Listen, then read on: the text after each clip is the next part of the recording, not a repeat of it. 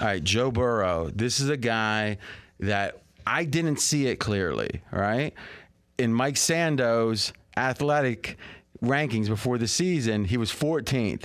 AJ, you spent about an hour saying 14th. How could he be 14th? Meaning you thought he should have been like 20th. He played half a season. Why are we giving him so much credit? And I wasn't quite as extreme as usual as you, but I didn't think he had proven much either. But then I heard, I'm having a mental block on the dude. He's one of the college football writers. He writes a lot of longer books too. And he was talking about how he's the fastest processor he's ever seen. And he's gone to a lot of these camps. And it was just like he was rhapsodizing on Burrow in a way that kind of got me saying, I'm gonna watch this guy, a little closer. And he did not disappoint this year. And listen, he's obviously talented. You know what? So are about 10 other guys. But the fact that he's taking all these sacks and he's not lashing out, because let's be candid. If it was the New England organization and you're taking a lot of sacks, it's kind of hard to say, like, they don't do it right up here at the Patriots. But in Cincinnati, anything that goes wrong, a typical guy is going to have a default, like blame the cheapness, blame the organization that never wins. And this guy is changing the organization, it seems, or at least it seems like he is. He isn't, I'm sure. Meaning that money still isn't being spent. They have less scouts. There's all kind of stuff that they don't do. They do on the cheap, the Bengals. But doesn't this make the Stafford complaints about Detroit for BS?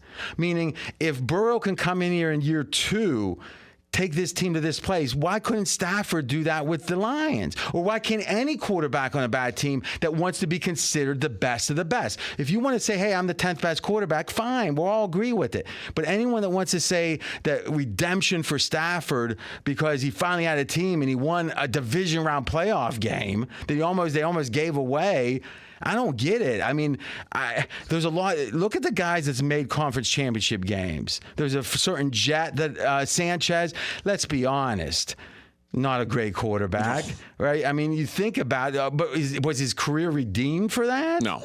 Okay, so let's win a Super Bowl, then we'll talk about redemption. But what do you think about the premise that if Burrow can do what he's doing, doesn't that mean all the excuses about bad organizations have to be tossed out the window? I think it has to an extent, certainly. Or it makes Joe Burrow just a really special player. But I think he is. But isn't that the debate, that Stafford is a special player if only he had the chance?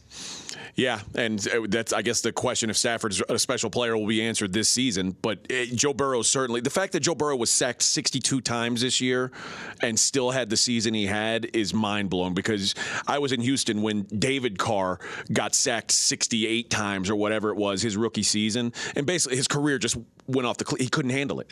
And the fact that Joe Burrow, I guess the best word to describe him is a dog. He just keeps getting back up. He goes back to the huddle. His demeanor doesn't change. His shoulders don't drop. I know. And it's something that even the top-tier quarterbacks in this league, forget about Matt Stafford with the Lions, the top guys, if they get sacked 9 times in a game, there's frustration and just a question of what do we do? Joe Burrow doesn't have it. Luckily, Urban Meyer knew enough to run him out of Columbus. We didn't want him there. We didn't want him there. We're straight out of